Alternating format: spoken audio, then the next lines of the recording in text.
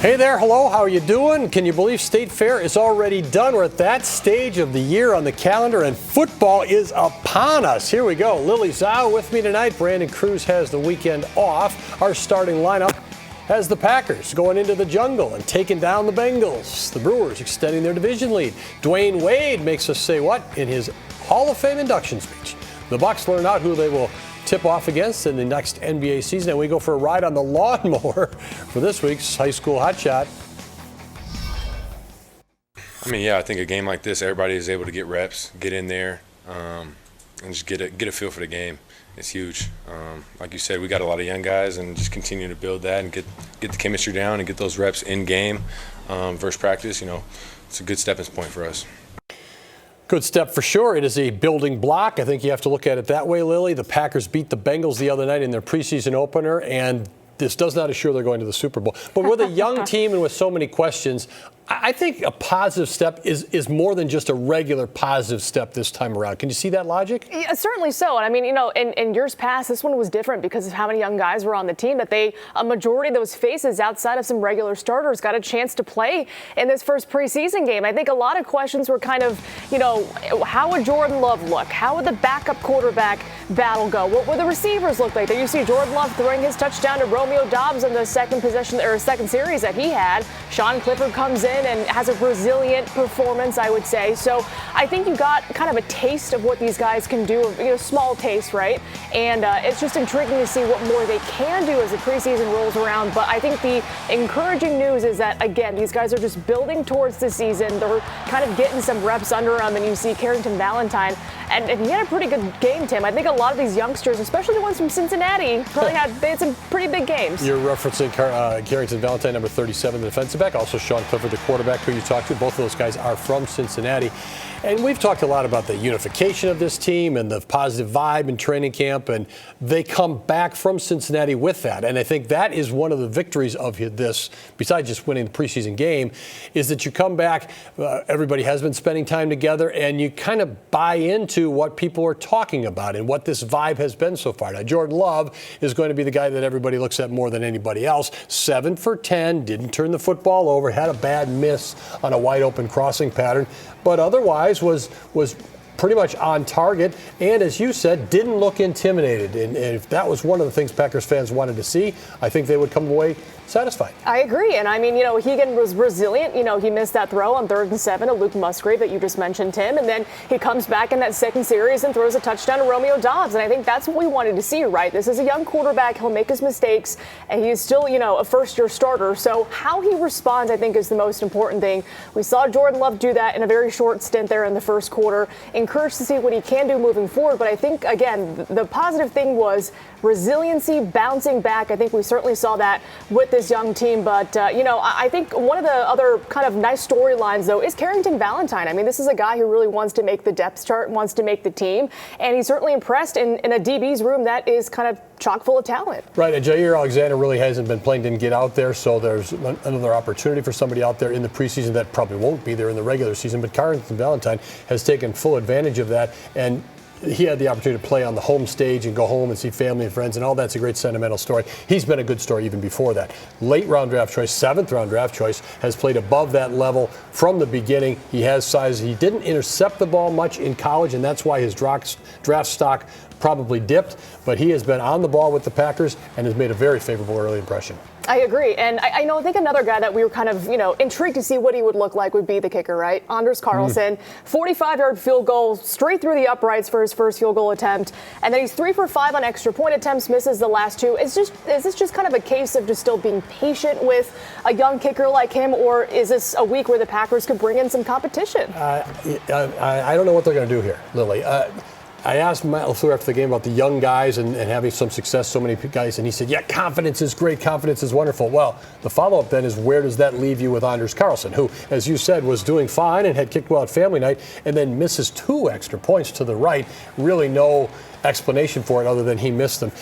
And then LaFleur's answer about Carlson was very short, very much to the point. I hope he learns from it. So as an organization, they're behind this guy. They aren't making moves to bring in Mason Crosby or anybody else, but they have to be wondering, is he going to be up to the task? And they certainly need him to because, again, you miss those kicks in the regular season, it's not going to bode well.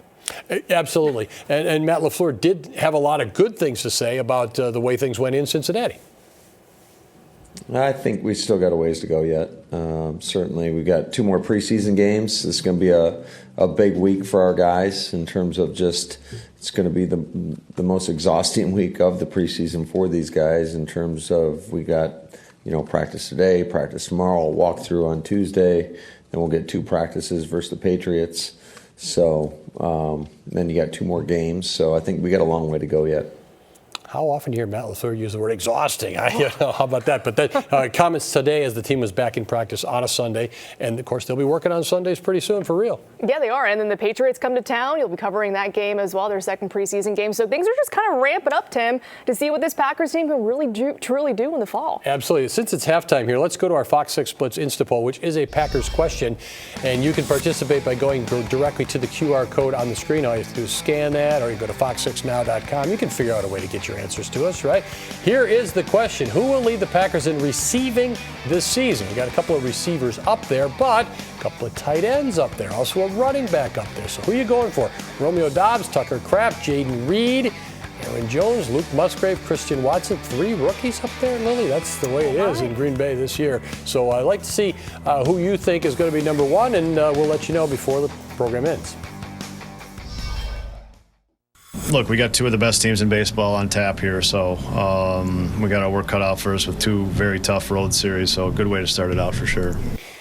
Craig Counsell always bookends his thoughts, doesn't he? I mean, really, he looks back well, he looks ahead well, and he crystallizes what's going on for the Brewers, and that's exactly right. They've played very well. They pushed to the top of their division. They stretched their lead with a sweep over the White Sox on the south side today, but now they face tough competition. Let's look first at this White Sox sweep.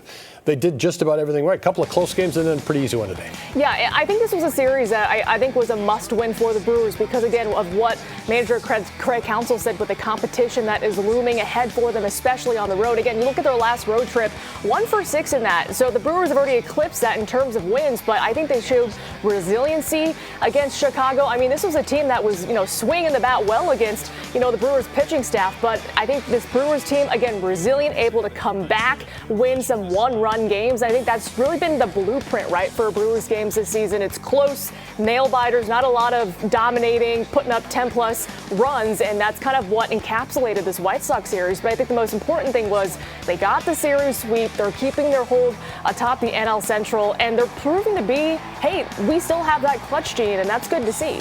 And they did okay against Colorado earlier in the week. Let's face it, they have so much more to play for than the Rockies or the White Sox or the Nationals or the Pirates. So here you see the standings. They're extending their lead in the division, but the Cubs have a softer part of their schedule coming up. The Reds are hanging in there. They had a doubleheader today. So the Brewers can't rest on any laurels right now. They certainly can. I mean, this Cubs team is coming in hot, and their offense certainly is very potent. But, when you look at what's coming up for this team, especially on the road, you have the Dodgers and you have the Rangers, 2 first-place teams in their division. It's going to be a really tough test because, again, like you mentioned it, Tim, the Cubs schedule is a little bit easier than Milwaukee. So at the end of this week, could we see a shift in that 1-2 in the NL Central? I think the Brewers don't want that to happen, but they have to play good baseball, especially here on the road in these next 6 games. And if we can stay on this graphic for just a moment, that far right category there are the teams they're playing in the playoffs. Yes or no? Well, the Padres are getting hot, and maybe they're going to push up in there. And the Cubs, as you said, are right there. So otherwise, these are all teams that are in. This is really a dash. It really is. And again, I think, when you look at how this Brewers team is built, it's the pitching staff, it's that bullpen, and then they kind of find ways to get those big clutch hits. That's how they win games. We'll see how they're tested and how they do respond with the Dodgers coming up here soon. And they're still battling a few injuries. They have a guy here and there, and something goes down. But now the new acquisitions are getting a little hotter. Santana with a home run today. Canna has played well this weekend. Chafe gets in there and pitching well. So, those are the guys you traded for. Maybe you're getting some return on your investment. I agree. And again, they're helping out those young rookie players who are certainly making an impact. You see Mark Canna. He had a lot of those big time hits and much needed as well. And I think, he, had maybe a bobble here or there, but able to respond well. And I think you need that from your trade acquisitions because, again, you bring them in to be able to hit at the plate. And Canna's been able to do it. Carlos Santana, like you mentioned, able to do it. Chafin with a much better outing today as well. So they're building up, they're ramping up to help these young rookie players, and that's a good sign. And you talk about trading for experience. Is it going to help? Well, I think in a series like this, it does. You probably win 2 or 3 against the White Sox, but some of these guys help you win 3 out of 3, and that might loom large down the road. Now, down on the farm, the future's looking pretty bright for the Brewers, and we know they have all kinds of prospects that are really coming strong. But on Wednesday, the top 2 picks in this year's draft hit back-to-back home runs for the Timber Rattlers. Mike Bovee and then Brock Wilken, and these guys are just added to the glut of prospects the Brewers have right now, Lily. They have some pitching and they have some position players. They certainly do, and Jackson Churrio's in the the Brewers organization as well. So they have really, really good young talent. I think everyone knew the kind of bat that Brock Wilken was, and to be able to see him get his first high A homer was really fun to see. But again, the future is really, really bright for this organization. And that's the thing about baseball. You're always talking about talking about who's coming next. So we'll see. The Brewers definitely have names you're going to hear a lot about. Can they do it at this level? We shall see. We also know say what's coming right around the corner on the Fox 6 Sports Blitz. I was telling everybody go home. You feel me? I was like, go home, man. Why y'all still here? That's a good question. I mean, give me a little prep time for a question like that. It's a little cold for butterflies to be out right now. Okay, yeah, it just ruined my night. With Shaq, I learned how to be Robin to his Batman and then become Batman. That was part of Dwyane Wade's final love letter, as he said yesterday when he was inducted into the Naismith Basketball Hall of Fame in Springfield, Massachusetts. And Tim, this was such a great honor for a player that, again, covered at Marquette, a Marquette great. He goes on to play 16 years in the NBA, wins 3 NBA titles, and comes back to Milwaukee, does a lot in the philanthropic field as well. And then, of course, you see his career get capped off in the best way possible of being enshrined in the Basketball Hall of Fame. I think I loved it at the end, though, when he brought his dad on stage and said, hey, Pops, we're right there. Yeah, we're in the Hall of Fame. I guess this is kind of expected, I think, when you saw him play. I guess as you saw him play, it was expected him to go to the Hall of Fame. I was going to say in terms of the way he handled things here this weekend, he was always so relatable, right? And there he is doing the same things a lot of other people do, sharing moments with members of his family, etc. Obviously, I think people consider the Pro Basketball Hall of Fame, the Basketball Hall of Fame, largely professional, right? And, of course, the great career with the Heat and bounced around a little bit in the NBA. But I really remembered his Marquette roots and brought a lot of people, Marquette supporters with him and really savored that aspect of his basketball career here this weekend as well. Yeah, he thanked Marquette University. He thanked his family, friends, coaches, everybody, and Allen Iverson presented him. I think it was just a great way to cap off, just a great career for Mr. Dwyane Wade. Well, also in the basketball sphere, I mean, if a couple months ahead, Tim, we're talking Bucks basketball, which is crazy to say, but 2 games dropped on our radar in terms of the schedule this season for Milwaukee. Looks like they're going to open things up against the Sixers on October 26th, and then, hey, for the 6th straight year, the Bucks get a Christmas Day game, this one at Madison Square Garden. The New York Knicks, and not the Celtics this time around, but some pretty good basketball coming up here from Milwaukee. The NBA is hoping desperately the Knicks are a legit team again this year, or maybe knocking it up a little bit. Yeah, hard to believe, but here we come, and we'll probably see James Harden back with the Sixers now, the way it sounds like. So that could be that opening matchup, and people are getting excited about the Bucks. Giannis not going to play now for the Greek national team, and I think Bucks fans are fine with that decision. So. Basketball, that's before Halloween, that first game. It's crazy. I mean, Tim, level of excitement here with Adrian Griffin and the new coach and what he brings? Still curiosity as much as anything else, but I think we're seeing it in Green Bay. There's enthusiasm for a fresh start sometimes. What's going to happen once you actually get into that? That's why you play the games. But I think the return of so many key players, Bobby Portis is getting the Team USA experience, and Giannis is resting, and Chris Middleton is healthy, or they think he is, and he's coming back, and Drew Holiday, Brooke Lopez. These are all names we've been talking about, Lily, and here they come again. And championship run? Potentially, I guess we'll see. But, you mentioned Bobby Portis. He's on Team USA. They're getting some exhibition play in before, the FIBA World Cup does start. They're 3-0. They win today against Spain. And, Bobby has 2 points. But, he's played well in these 3 games for Team USA. And, again, they're looking to have a good showing this year after, I think one of their poorest 4 years ago. I like the fact that he says the other players are referring to him as the elder statesman. You know, I mean, Bobby Portis early in his career was not the kind of guy you think would ever reach that elder statesman type situation or stature on a team. Here he is doing it on Team USA. And I think what's more important, though, and more impressive, I would say, Tim, is that we always hear Bobby, Bobby, Bobby chants everywhere he plays. And, I mean, it's happening here with his Team USA game. So intrigued to see how this team does. Again, they open things up August 26th. So let's check in on our Insta poll question. You can go directly to that question right now by scanning the QR code on the screen or go to fox6now.com. Who will lead the Packers in receiving this season? Very close tie there between Aaron Jones and potentially Christian Watson, two big playmakers the Packers hope have a good season. And we'll have more on those answers coming up later in the show. But first, Dwyane Wade's alma mater finished up its Italy trip with a third win in as many games. The Marquette men's basketball team taking care of business in dominating fashion, all while bonding through a tour of the Mediterranean Peninsula. Sounds like fun. And this season, they're expected to begin the year in the top 10. Marquette tipping off their year November 6th against Northern Illinois. We're kind of ramping up towards basketball season in a couple months. All right, well, our FOX6 high school hotshot, that's next. Keep it here. Welcome back. He's a leader on the football field and also in the alley, and that's only when he's not busy being an entrepreneur. And that's why he's this week's FOX6 high school hotshot. 1, 2, 3, 4, 5, 6, together. Hi, my name is Joe Johnson, and I'm a junior football player at Brown Deer High School. I got into football back in NCSL Youth League. We used to play at Sherman Park every Saturday, and I played for the Steelers. Pee Wee football since 6 years old. I like the physicality. I like hitting people. I like getting hit. You know, it's just a thrill. Regular side shuffle going back. Ready? Ready? Well, last year I did 4 sports. I did wrestling, bowling, track, and football. I'm doing 3 sports this year. It was kind of difficult to do wrestling and bowling since it was in the same season.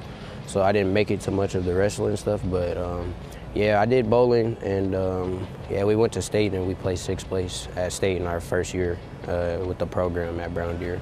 So that was nice, and we plan to win state this year for sure. One of my teammates, he got me into bowling. It started at his birthday party. He had a birthday party with bowling.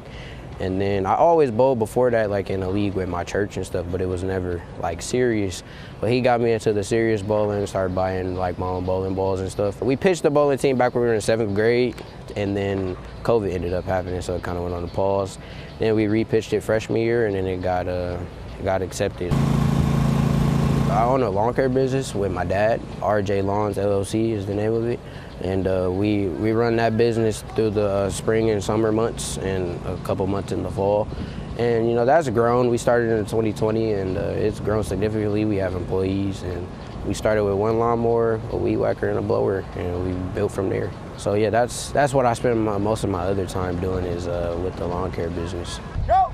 So after high school, you know, I plan on going to college and pursuing football and bowling as a side sport. Get there, track, you gotta roll it. My name is Joe Johnson.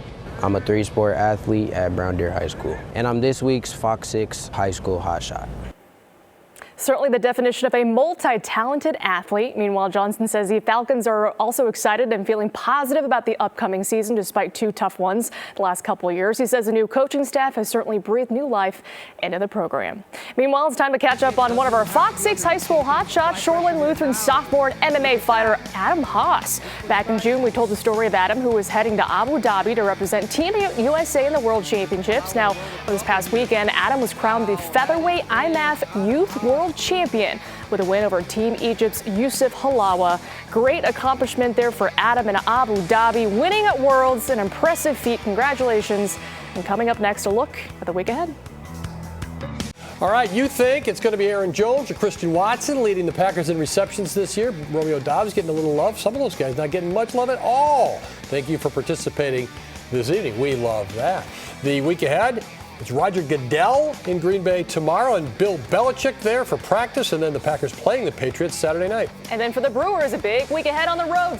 6 games here, I should say, on the road. Dodgers, Rangers, 2 first-place teams. We'll see what the Brewers can do. And then, hey, guess what? High school football, believe it or not, is back Thursday and Friday. If you can believe it, Tim, we are in the era of Friday night lights. Once again, excited to get the season ramped up, and we're going to have a high school football blitz and all the good things that come with this time of the year, and I'll be out there as well. I was going to say, Lily, you do a great job with that. That's not lip thank service. You do a great job out there. I know fans love it when you come to their school, and we are at that time of year. So it's amazing, isn't it? Crazy. Oh, Bob, the pads are popping. High school football. All right, thank you for tuning in tonight on the Fox 6 Sports Blitz.